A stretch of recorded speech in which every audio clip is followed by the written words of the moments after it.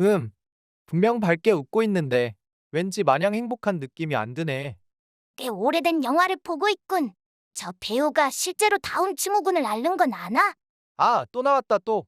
저 매일 지켜보고 있죠? 맞죠?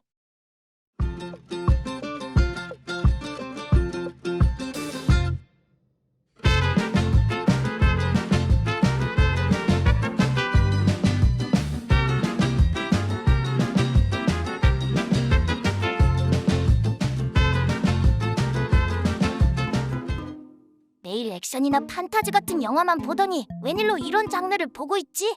저도 감성적이고 싶을 때가 있어요. 매일 과학이랑 연관지어 생각하면 피곤하다고요. 흥! 과학은 그 무엇과도 떼어놓을 수 없는 분야다.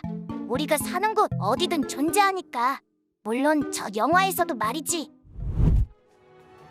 Paris, rigole. 제8요일은 다운 증후군에 걸린 조지, 그리고 사회적으로는 성공했으나 아내와는 별거 중인 아리의 우정을 다룬 영화다. 조지 역엔 실제 다운 증후군인 파스칼 듀켄이라는 배우가 연기를 했다고 하더군. 아, 참고로 다운 증후군은 염색체 이상으로 생기는 선천 질환이다. 5% 정도의 낮은 확률로 유전되는 유전병이지. 유전병이요? 유전되는 병인가? 유전체 이상에 의해 발생하는 질환을 유전병이라고 한다. 돌연변이에 의해 발생하지. 돌연변이는 또 뭔데요? 돌연변이는 염색체나 DNA, 유전자가 복제나 분열 과정에서 변화하는 것을 말한다. 자연적으로도 발생하고 자외선이나 방사능과 같은 요인에 의해서도 발생하지. 생식세포에서 돌연변이가 일어나는 경우 자손에게 유전될 수 있다. 돌연변이는 염색체 이상 돌연변이와 유전자 이상 돌연변이로 나뉠 수 있지. 그럼 다운 증후군은 어디에 해당돼요?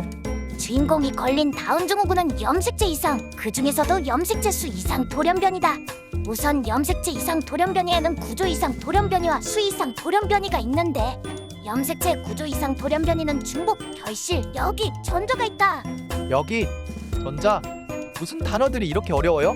그건 이따 좀 더 상세히 알려주는 걸로 하고, 다음으로 염색체 수 이상 돌연변이는 염색체 수 이상이 생긴 돌연변이를 말하는데, 다운 증후군을 비롯해 에드워드 증후군, 터너 증후군 등의 질환을 일으키지.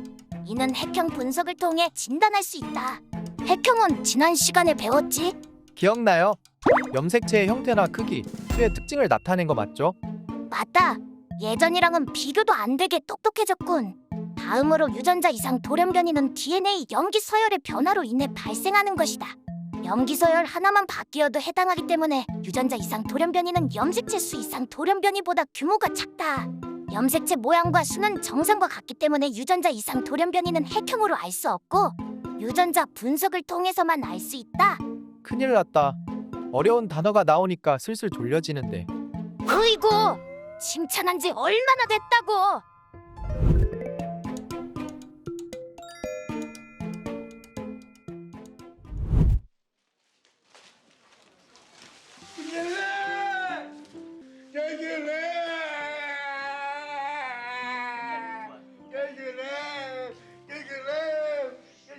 저 조지라는 인물은 행동이나 말하는 방식이 좀 다르게 느껴져요.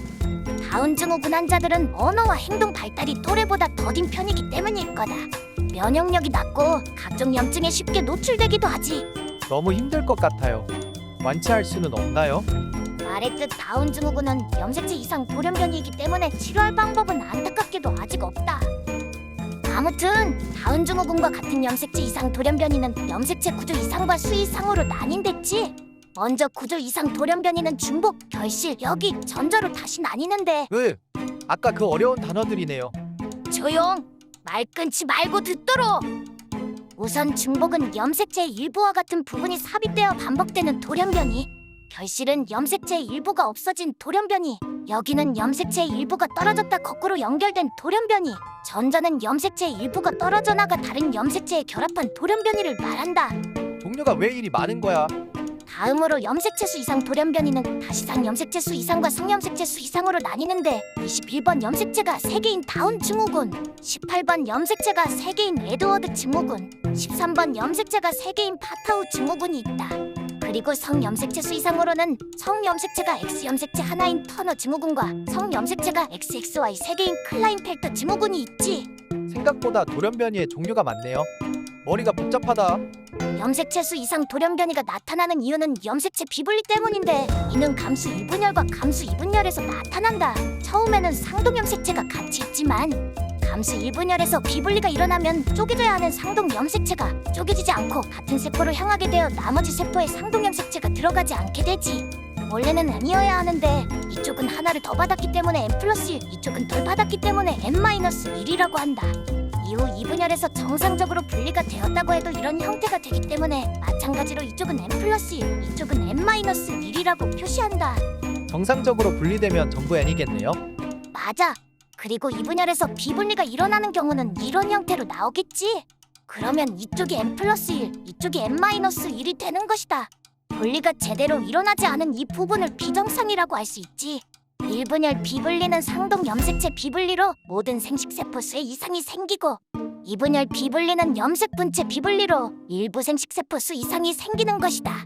그림을 보니 이해가 가지? 잠깐 자고 오면 확실히 이해될 것 같은데. 네가 고양이냐? 하루에 20시간은 자려고 하는군. Maman s'est toujours occupée de toi. Et qui s'est occupé de moi? Je peux pas m'occuper de toi. J'ai dit à maman que je m'occuperai pas de toi. Je lui ai dit.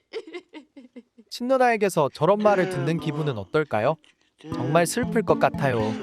그래, 육체적 정신적인 고통 외에도 안 좋게 보는 사람들의 시선이 있으니까. 다운증후군같이 염색체 이상 돌연변이뿐 아니라 유전자 이상에 의한 유전병도 많다. 유전자 이상에 의한 유전병은 열성 유전자 이상 유전병과 무성 유전자 이상 유전병으로 나눌 수 있는데, 열성 유전자 이상 유전병에는 남모양 적혈구 빈혈증, 페닐케토뇨증, 알비노증, 낭성 섬유증이, 무성 유전자 이상 유전병에는 헌팅턴 무도병, 연골 발육 부전증이 있다. 제가 몰랐던 질환이 훨씬 많네요. 알비노증만 들어봤어요. 유전병은 우리가 생각하는 것보다 많이 있다. 우선 대표적인 것들만 설명해보자면, 열성 유전자 이상 유전병 중 남모양 적혈구 빈혈증은 400명의 미국 흑인 가운데 1명꼴로 발생하는 질환으로, 유전자의 염기 하나가 바뀌어 비정상적인 헤모글로빈이 만들어지고, 이것이 적혈구에 축적되어 적혈구의 모양이 낫 모양으로 되는 돌연변이다. 겸상 적혈구 빈혈증이라고도 하지.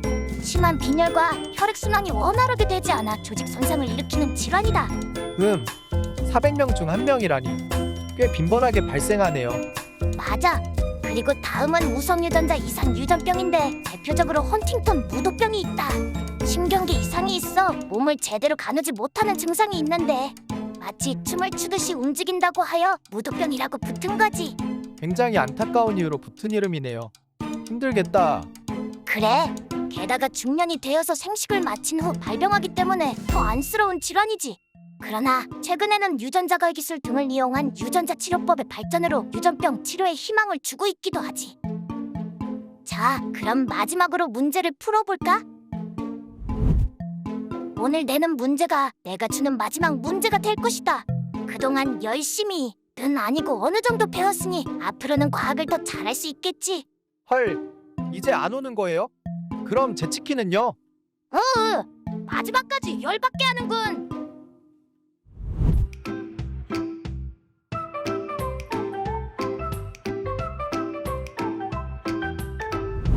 지금 이거 보면서 졸고 있던 너희들도, 나는 귀신이라서 너희들이 댓글 다는 것도 볼 수 있을 것이다. 내가 낸 문제를 맞힌 똑똑이들 중에 추첨을 통해 선물을 나누어 줄 테니까 구독과 좋아요, 댓글을 꼭 남겨줘. 결과는 다음 주에 알려주지. 그럼 그동안 수고했고, 앞으로 내가 없어도 모두 똑똑이가 되기 위해 열심히 공부하도록. 그럼 안녕.